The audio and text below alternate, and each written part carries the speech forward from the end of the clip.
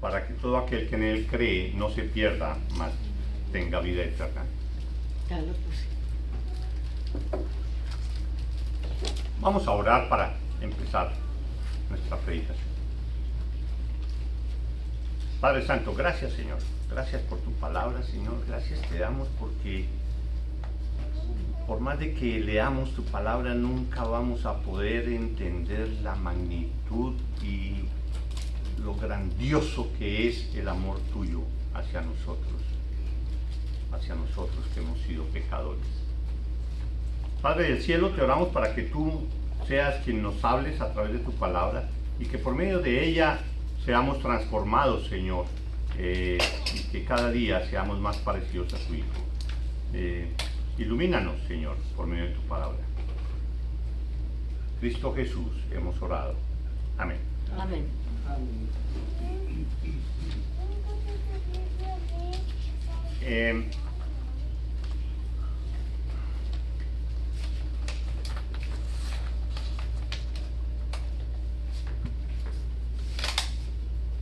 El avance de la humanidad, el desarrollo social,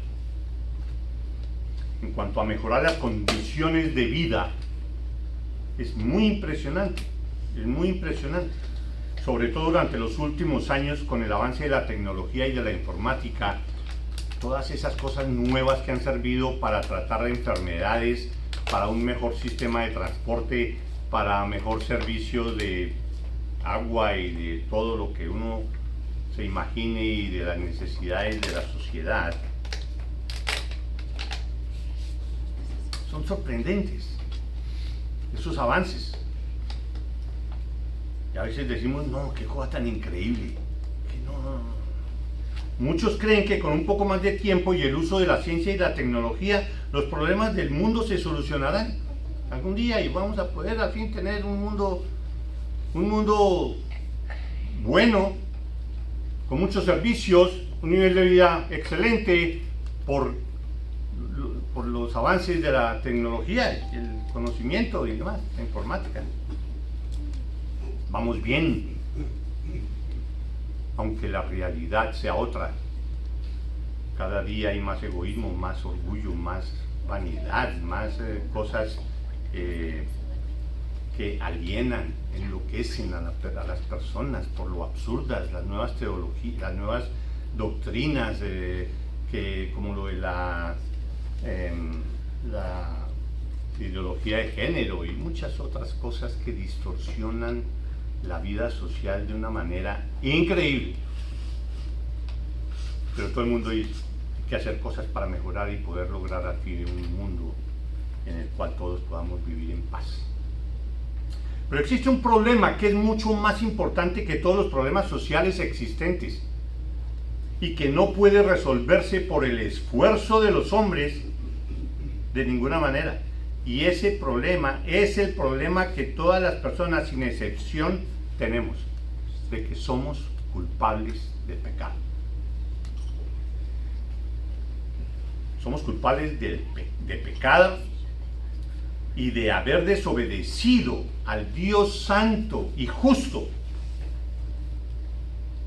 Y el juez, a Él hemos desobedecido y Él nos condenará. Él condenará a todo aquel que lo haya desobedecido y lo enviará al infierno eterno. Eso no lo puede solucionar la tecnología, la informática, las buenas medidas políticas, buenas medidas económicas de nadie. Eso no lo puede solucionar ninguna persona. Y ese problema es más importante que cualquier otro que ustedes analicen de la sociedad.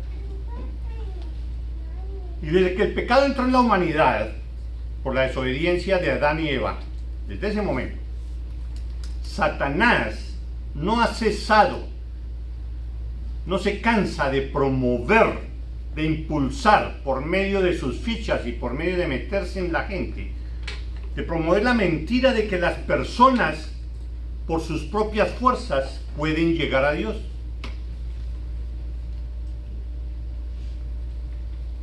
Y Y esa mentira Satanás se preocupa por meterle en la mente de todo el mundo. Que cada quien puede hacer las paces con Dios.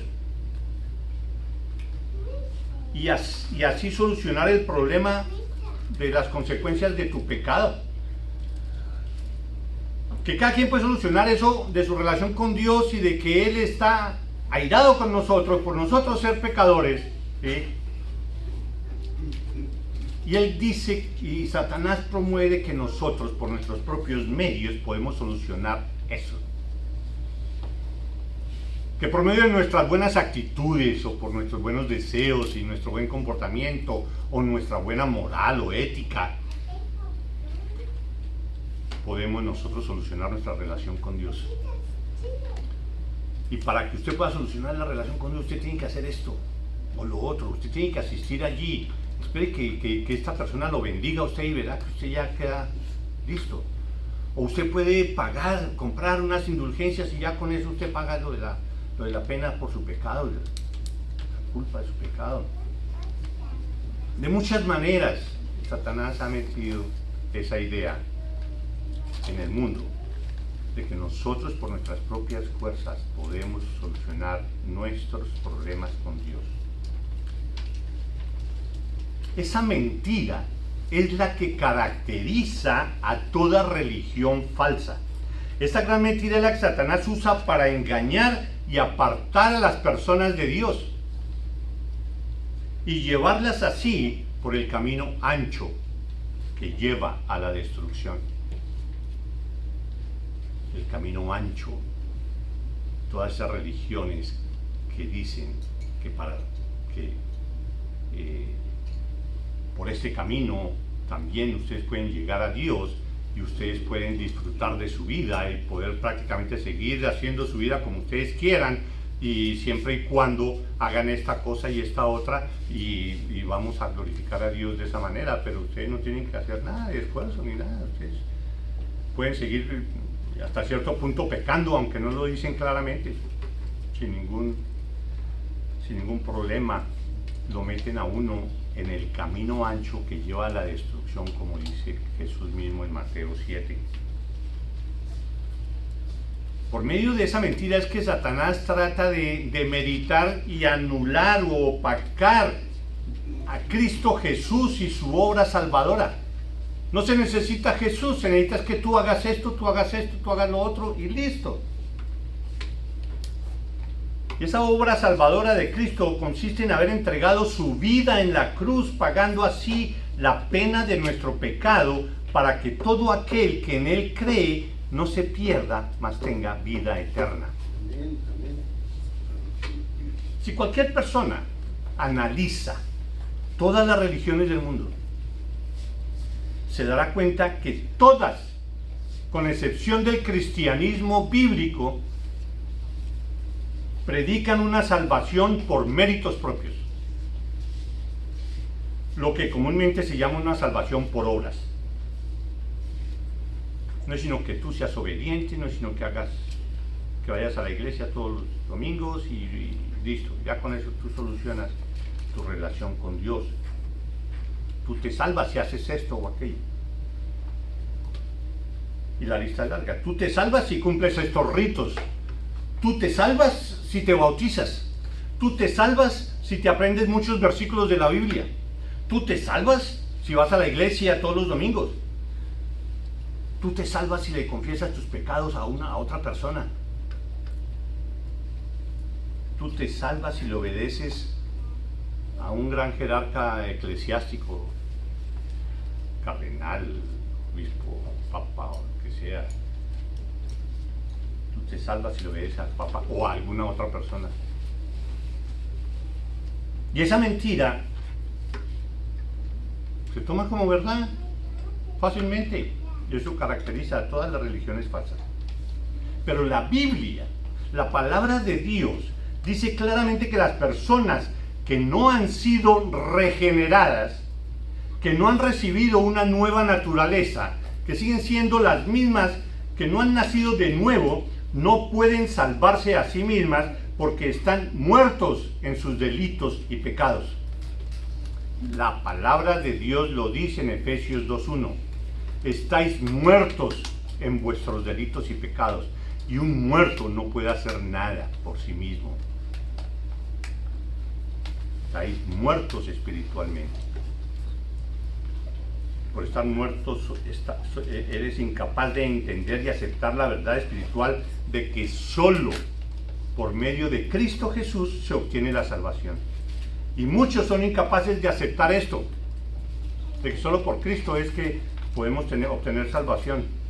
¿Por qué muchos no pueden aceptar esto?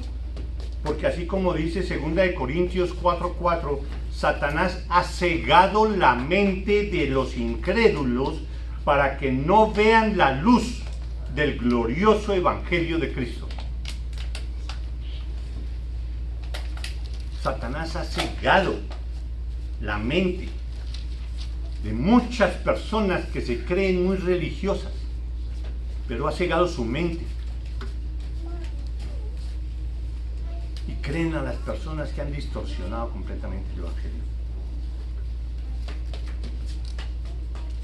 Muchos de estos incrédulos, creyendo estar en la verdad, van por el camino que lleva a la destrucción porque han sido engañados por autoridades eclesiásticas. Muchas personas inocentemente, muchas personas que quieren ser piadosas, muchas personas que quieren tener una buena relación con Dios, están actualmente engañadas por todos estos traficantes de la fe, como muchos dirán, y que se da en muchas iglesias con todo esto de la doctrina de la prosperidad, o cualquier otra religión de las que estuvimos hablando ahorita, que te dicen que para ser salvo tú tienes que cumplir algún rito o alguna cosa parecida.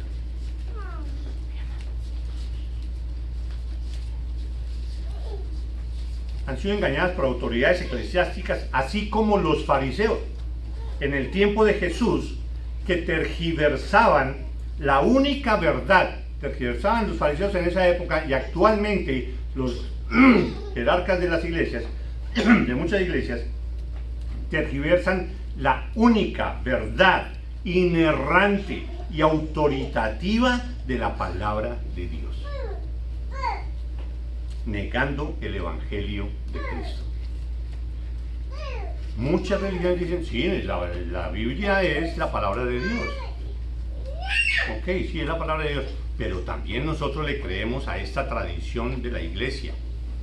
La Biblia es la palabra de Dios, pero también existe esto y esto que nosotros lo creemos, porque nuestro jerarca está diciendo eso también es mucho. La Biblia es palabra de Dios porque Él dice que está la palabra de Dios, no porque en realidad entiendan que es la palabra de Dios, sino porque Él lo dice. Entonces está más alta esa autoridad que Dios mismo. Eso es lo que distingue a una religión falsa. Esas personas que han sido engañadas por falsos maestros y falsas doctrinas seguirán siendo esclavas del pecado y seguirán alejándose día a día de la única salvación verdadera, que es por fe en Cristo Jesús. Y solo en Cristo Jesús está la salvación. Y ese es el tema de los versículos que acabamos de leer. Juan 3 del 1 al 21.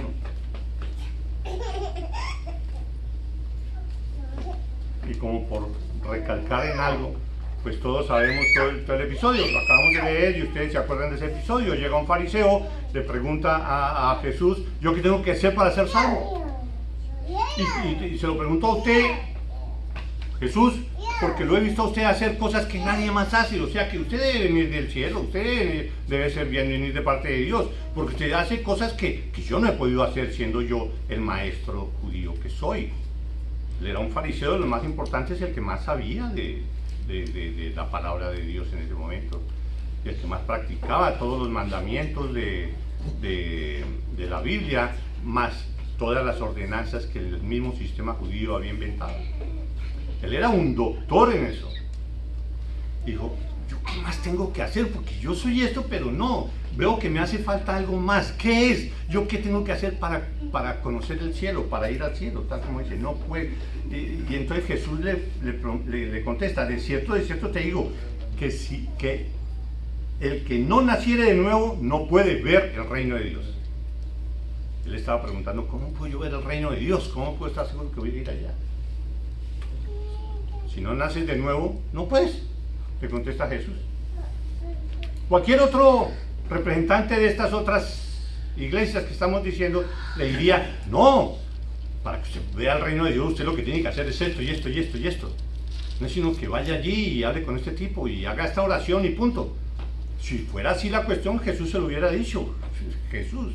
Pero no, Jesús le dijo, si tú no naces de nuevo, no puedes. No puedes. ¿Cómo puede un hombre nacer de nuevo siendo viejo? Lógicamente se pregunta Nicodemo. ¿Cómo puede acaso entrar por segunda vez en el vientre de su madre y nacer? Respondió Jesús y le dijo, de cierto te digo que el que no naciere de agua y del Espíritu, si no se lava completamente, si no se arrepiente y que nazca del Espíritu, que el Espíritu Santo entre en él, lo convenza de pecado, juicio y justicia y le dé una nueva naturaleza, que lo regenere. Luego se llama el nuevo nacimiento. Hasta que eso no suceda, le está diciendo Jesús, no puede entrar en el reino de Dios. Y le sigue aclarando, lo que es nacido de la carne, carne es, lo que es nacido del Espíritu, Espíritu es.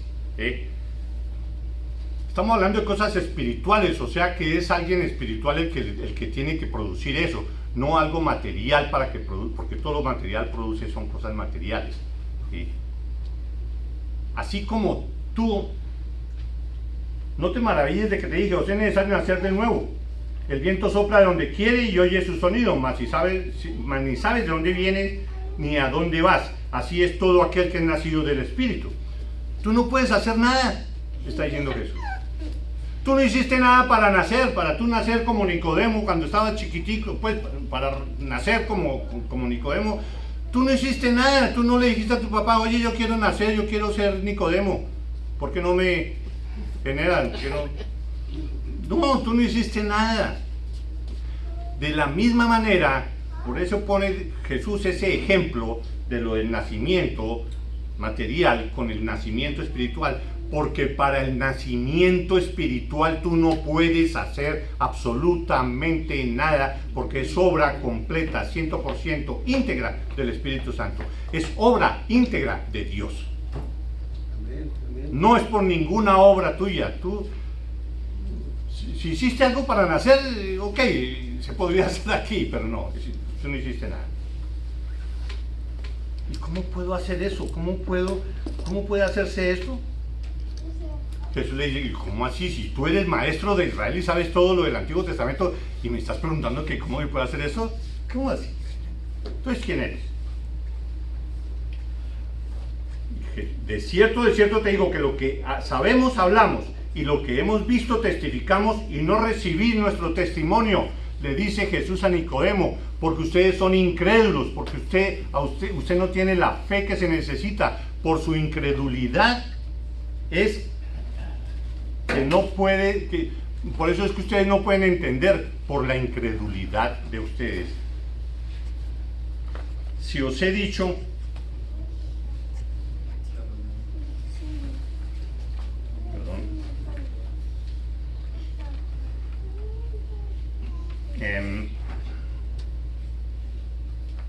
perdón un momento.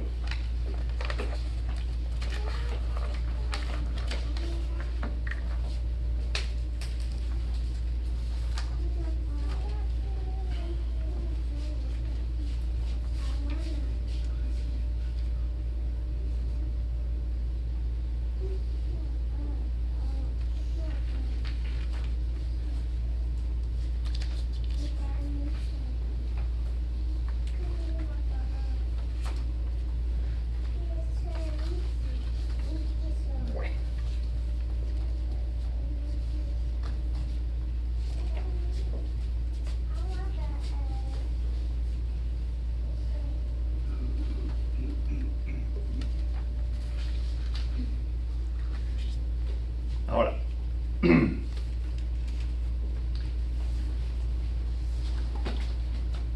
todo este tema es el que estamos viendo en estos versículos que acabamos de leer, ¿no?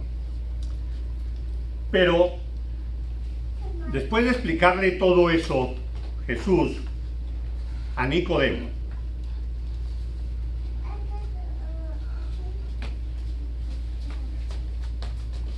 de que ustedes no pueden entender porque ustedes son incrédulos.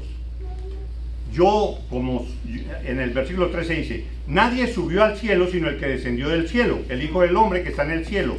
Yo soy el único que sabe qué es lo que toca hacer y te lo voy a decir, te voy a decir cómo. Y empezó Jesús a explicarle. ¿Y qué le empezó a explicar Jesús a Nicodemo de cómo es que se obtiene la salvación? Empezó a decirle y le puso un ejemplo del Antiguo Testamento porque para Nicodemo eso era muy corriente, saber todos estos pasajes del Antiguo Testamento, y le relató y tomó como base Jesús uno de los pasajes en el que se dice que cuando salieron de Egipto y estaban durante toda esa travesía de 40 años por el desierto, los judíos empezaron a renegar de Dios, empezaron a regañar a Moisés. ¿Para qué nos sacaste de allá de Egipto donde lo teníamos todo? Éramos sí esclavos y estábamos trabajando, pero teníamos todo, teníamos que comer. Aquí ya estamos hasta aquí de comernos ese maná sin sabor y sin nada. Y empezaron a renegar contra Dios. Y Dios los castigó y envió una cantidad de serpientes, y al judío que esas serpientes picara, ese judío moría. Los judíos se arrepintieron y fueron donde Moisés y le dijeron: Moisés, por favor, habla con Dios, nos arrepentimos de haber dicho todo esto, nos arrepentimos de todo lo que le dijimos, por favor, habla con Dios para que nos perdone y nos restablezca así como veníamos. Entonces Dios le dijo a Moisés: perfecto, ok, voy a tener misericordia de ellos, pero haz lo siguiente, levanta una serpiente de bronce y colócala, ízala, levántala allá, donde todo el mundo pueda verla. Y dile a las personas: si tú quieres no morir después de haber sido pecado, mira la serpiente. Si tú miras la serpiente y tú crees lo que yo te estoy diciendo, si tienes fe en lo que yo te estoy diciendo y miras allá, en esto que está izado, levantado, tú no vas a morir. Y así hicieron efectivamente, y muchos miraron allá después de haber sido picados, mordidos por la serpiente, y no murieron. No murieron. Entonces, ese pasaje es el que le trae a colación Jesús a Nicodemo con lo que está comparando el proceso de la salvación. Y lo dice así: y como Moisés levantó la serpiente en el desierto, así es necesario que el Hijo de Dios sea levantado. Haciendo la similitud, hablando de que el Hijo de Dios, o sea, Él tenía que ser crucificado e izado allá para pagar los pecados. Y aquel que tenga fe y mire hacia Jesús y vuelva su vida hacia Él, ese será salvo y puede vivir eternamente. Así consigue la salvación. Y para que todo aquel que en Él cree no se pierda, mas tenga vida eterna. Eso es lo que tienes que hacer, mirar a Jesús para que no te pierdas y tengas vida eterna. Entonces, haciendo una similitud, en ese versículo 15, es como si Jesús dijera lo siguiente. Pónganme cuidado, en el versículo 15 y en el 14, así como Moisés levantó la serpiente en el desierto, así es necesario que el Hijo del Hombre sea levantado, para que todo aquel que en él cree no se pierda, mas tenga vida eterna. Es como si dijera: porque de tal manera amó Dios a los judíos que le desobedecían y le maldecían en el desierto. Dios les dio la vía para que por su fe pudieran salvarse de la muerte. Así hizo Dios, para que por su fe los judíos pudieran salvarse de la muerte si miraban la serpiente izada allá. De la misma manera, entonces entra a decir el versículo 3:16.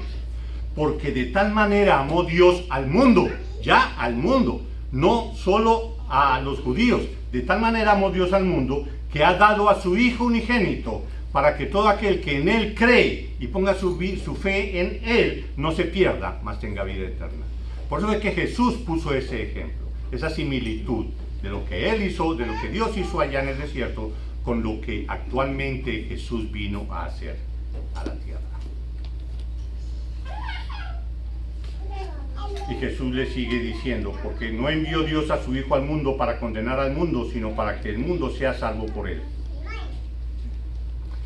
En esta oportunidad, cuando vino Jesús hace 2000 años, no vino a condenar, tal como dice acá, el Hijo de Dios vino al mundo no para condenarlo, sino para que el mundo sea salvo. Él vino a salvar al mundo. En la segunda venida, sí, Jesús va a venir para condenar al mundo.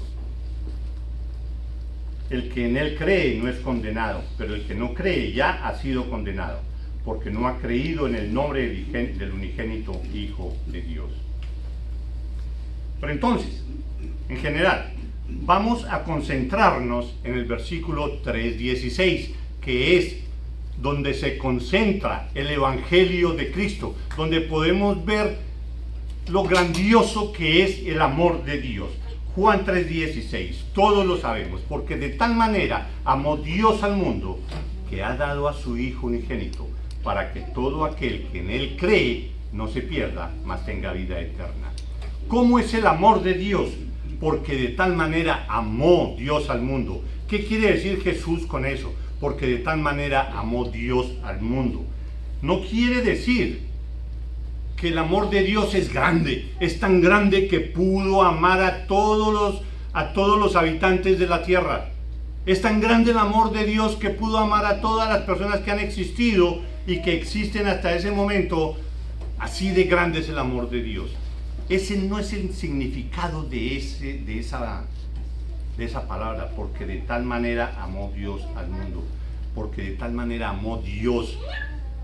No quiere decir que el tamaño o la cantidad de personas que han existido, que muchos dicen que son como 60.000 millones de personas, si se suman todas las personas que han existido hasta ahora, no es que el amor de Dios es tan grande que puede amar a 60.000 millones de personas. No, el amor de Dios es infinito, es mucho más grande que eso. Decir que apenas el tamaño del amor de Dios es para 70.000 millones de personas es reducir el amor de Dios a una mínima expresión. El amor de Dios es infinito. No está hablando aquí de cantidad, de grande del amor de Dios. Es infinito, no tiene límite. El amor de Dios es infinito. Sabemos que Dios es infinito, nuestra mente no puede entender esa infinitud de Dios. ¿Recuerdan cuando se habla en Isaías de cómo es Dios? De que en Isaías capítulo 40, de que en el hueco de su mano están concentradas, puede guardar aquí todas las aguas de la tierra. Ahí en el hueco de su mano, ahí están las aguas de la tierra. Y que el universo lo puede medir con una palma de sus manos. Y que sabe el nombre de cada una de las estrellas y constelaciones que existen en el universo infinito. Ese es el tamaño de Dios, algo que no podemos limitarlo a 70.000 millones de personas. Entonces se está hablando es de otra cosa. Cuando se habla de la palabra mundo, no se refiere al número de personas, sino al sistema de maldad y de pecado que reina en el mundo. ¿Me explico? Por amor de Dios, por el amor de Dios, a este mundo de pecado, porque todos somos pecadores, todos lo hemos ofendido, todos lo hemos desobedecido, todos hemos blasfemado contra Dios, pero el amor de Dios para todas estas personas que somos así con Él, es un amor, de ese amor es que está hablando. ¿Cómo es posible que Dios vaya a amar de esa manera a todas estas personas que están en contra de Él, que tienen animadversión contra Él, y les da a lo que Él más ama, a su Hijo, para que muera para beneficio y la salvación de todo este mundo que lo aborrece? Lo que se quiere decir ahí es que el amor de Dios es tan grandioso, tan especial, que que es difícil para nosotros comprenderlo. Cómo Dios puede controlar esa ira y esa animadversión contra todo este mundo pecaminoso que solo hace cosas en contra de Él. Y para que estén bien, les da a su Hijo, a lo que Él más ama. Él mismo se da hacia ellos. Así es el amor de Dios. Por amor de Dios, Él entregó a su Hijo. Y Dios sabía que el mundo no iba a apreciar ese amor y muchos lo desconocieron y no lo recibieron. Pues la misma maldad no lo iba a permitir. Muchos lo iban a rechazar, así como lo rechazaron. Pero Dios escogió a muchos. A ustedes los escogió. Y Dios escogió no a los mejores de la humanidad para que fueran salvos. Dios escogió a lo más vil, que es como dice la palabra de Dios en 1 Corintios 1. Él escogió a lo peor para que fuéramos salvos.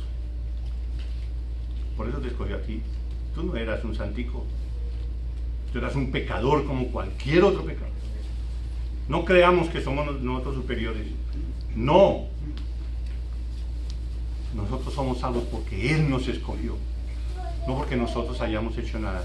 No porque nosotros hayamos sido inteligentes y cuando nos dijeron de Cristo entonces, sí, yo fui inteligente y dije, sí, esto es la verdad. Y listo, y me convertí. No, es la obra única y exclusiva de Dios en mí, que Él me da la salvación. Ahora, ¿qué tan grande es el amor de Dios? ¿A quiénes cobija? Cuando dice, para que todo aquel, todos, no hay distingo de edad, raza, situación económica, conocimiento o lo que sea académico, no hay límites para eso, sino para todo aquel. No hay restricciones, no hay exclusividades de nada. No hay exclusividades. Él no echa fuera a nadie, cualquiera puede venir, En Juan 6:37 dice, todo lo que el Padre me da, vendrá a mí, y el que a mí viene, no le echo fuera. Cualquiera de ustedes que quieran ir, puede venir, y yo no lo voy a echar por fuera. Escrito está en los profetas, y serán todos enseñados por Dios. Así que todo aquel que oyó al Padre y aprendió de Él, viene a mí, dice Jesús. Dios no pone ninguna excepción para que cualquiera pueda venir y ser salvo. Pero sí pone hay una excepción para lo que sigue en el versículo, para que todo aquel que en Él cree. Entonces no es que todos vengan y listo. No, el que venga es porque cree. Para que todo aquel que en Él cree. Entonces, esa es la exclusividad del amor de Dios. El amor de Dios, cualquiera puede venir al amor de Dios, ¿sí? Pero es específico, es exclusivo el amor de Dios porque es solo para aquel que cree, no para los demás. Los demás siguen siendo sus enemigos. Y Dios los ama en sentido general, pero no los ama en sentido específico. Tienen que creer para llegar al verdadero amor de Dios. Entonces, lo que espera, escuchen esto, lo que espera Dios, lo que Dios espera del pecador no es que tengan fe. Eso no es lo que espera Dios de ti o de un no creyente. No es de que tengan fe. Yo tengo fe. Ustedes escuchan muchas personas que dicen yo tengo fe. Yo hago todo con mucha fe. Confundiendo la fe con un pensamiento positivo y con una seguridad sobre nada, pero yo lo hago con convencimiento. Y es que yo me tomo esta pastilla para que me cure esta enfermedad, pero me la tomo con mucha fe. Esa no es esa fe, esa no es la fe que Jesús está hablando aquí. ¿Sí? Esa no es la fe de la que estamos hablando, sino que tenga fe en el objeto correcto. Que tenga fe, para que tengan, el que cree, que tenga fe en el objeto correcto, y ese objeto correcto no es sino que tengan fe en Cristo Jesús. En Cristo Jesús. Si alguno de nosotros, si alguna persona Ustedes escuchan y dice, se le podría decir, si crees en Cristo y en tu religión, si crees en Cristo y en tu iglesia, no crees en Cristo. Si tú crees en Cristo y en tus buenas obras, en que tú tienes que hacer esas dos cosas, creer en Cristo y hacer buenas obras, si tú crees en Cristo y en tu obediencia a los mandamientos, tú no crees en Cristo. Si crees que vas a llegar al cielo a través de Cristo y de los santos, tú no crees en Cristo. Si crees que vas a llegar al cielo a través de Cristo y de María, en realidad tú no crees en Cristo. Creer en Cristo es creer en Él. Y únicamente en Él. Y solamente en Él. No en tu iglesia, sino solamente en Cristo. En nadie más. Jesús le dijo, yo soy el camino y la verdad y la vida. Nadie viene al Padre sino por mí. No hay ningún otro medio. No hay ninguna otra cosa que se tenga que añadir a mí para que puedas venir al Señor, a Dios. Nadie viene al Padre sino por mí. Ahí no dice, nadie viene al Padre sino por medio mío y de esta Virgen, o por medio mío y de este santo, o por medio mío y de este profeta musulmán o lo que sea. No, solo por Cristo. No hay otra vía. No hay otra vía. Cualquier otra vía, así la tomes con sinceridad de corazón, así tú,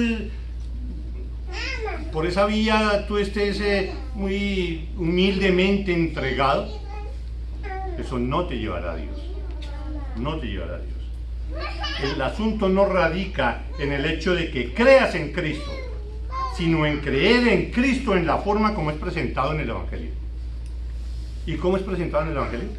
Como el único que puede salvar a los pecadores y satisfacer plenamente tu alma inmortal.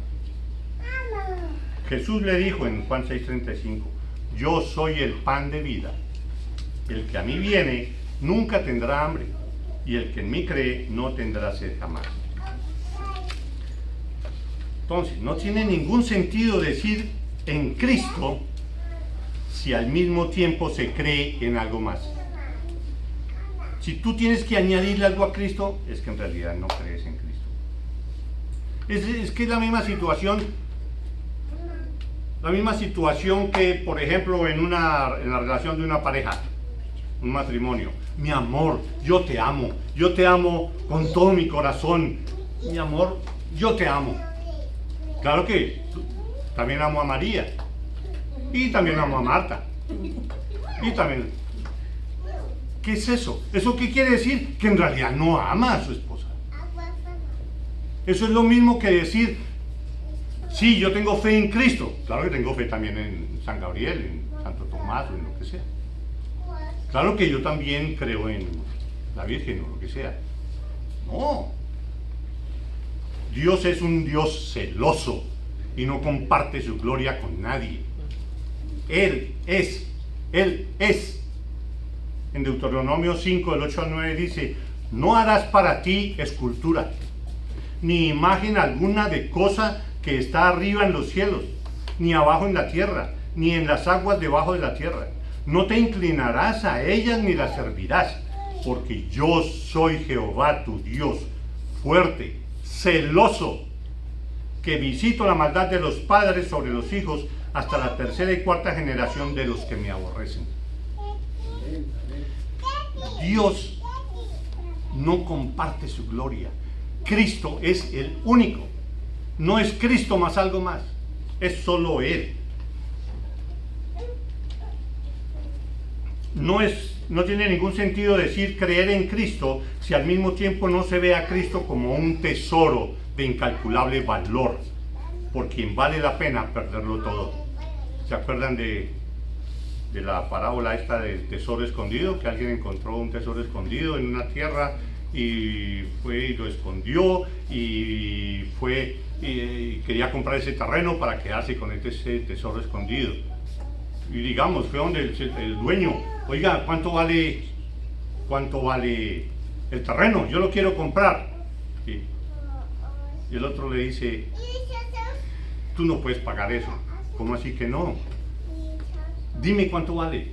Eso vale tu vida. Tú tienes que dar tu vida para quedarte con el terreno. ¿Verdad? Eso es barato. Tenga mi vida. Yo me quedo con Cristo. Si no lo tomas tú así, sino de importante y la grandeza de tener a Cristo de esa manera, es que no has comprendido a Cristo. Tú tienes que darte todo completamente. Todo lo que tienes, todo lo que tú eres. Del resto, tú no crees en Cristo. No es creer en Cristo para poder resolver tus problemas familiares o económicos o de enfermedad. Cristo no es un medio para lograr un fin. Cristo es el fin. Cristo lo es todo. Como el versículo este que tenemos en nuestra clase dominical, Lucas 9:23. ¿Sí? Si alguien quiere venir en pos de mí, niéguese a sí mismo, tome su cruz cada día y sígame. Tú tienes que negarte, tú tienes que negar a tu orgullo, tu vanidad, tú tienes que negar tus deseos carnales, tus deseos materiales, vivir sobriamente, producir mucho dinero si es tu capacidad. ¿Para qué? Para darle a los demás, para tener que repartirle a los hermanos, para apoyar misiones y que la palabra de Dios fluya. Pero tú debes entregar tu vida a Cristo. ¿Y qué pasa si uno hace eso? ¿Cuál es la consecuencia de eso? ¿Qué se logra? ¿Qué se gana?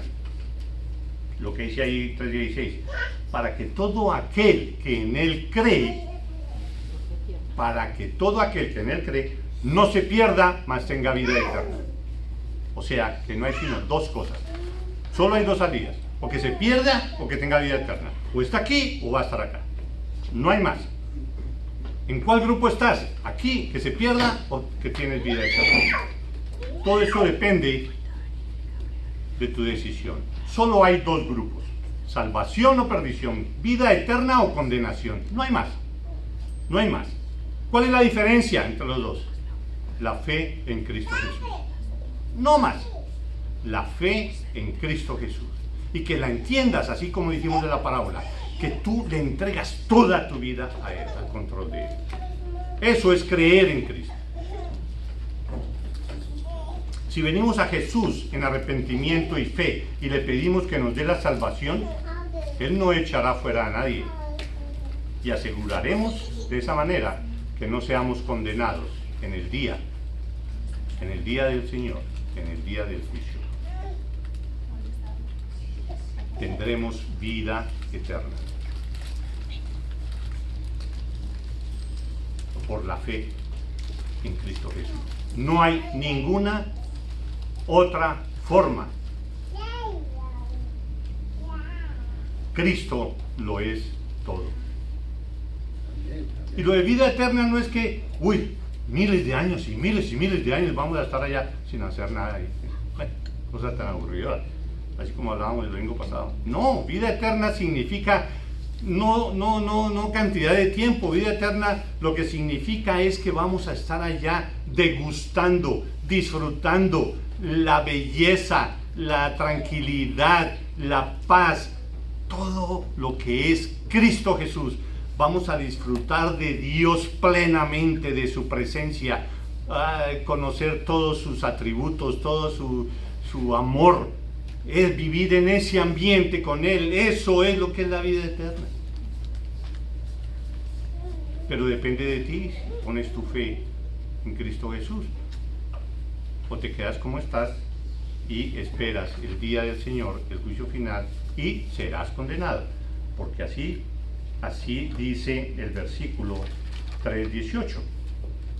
El que en Él cree no es condenado, pero el que no cree ya ha sido condenado, porque no ha creído en el nombre del unigénito Hijo de Dios. Esto muestra que no todos se salvan. Esto muestra que no todos son salvos. Esto muestra que no todos cuando se mueren, oh, ya está en la presencia del Señor. No, no todos. Aquí dice, el que en Él cree no es condenado, pero el que no cree en el Hijo de Dios ya ha sido condenado.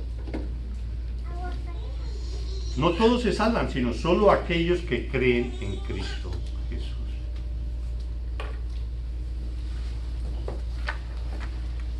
Revísate.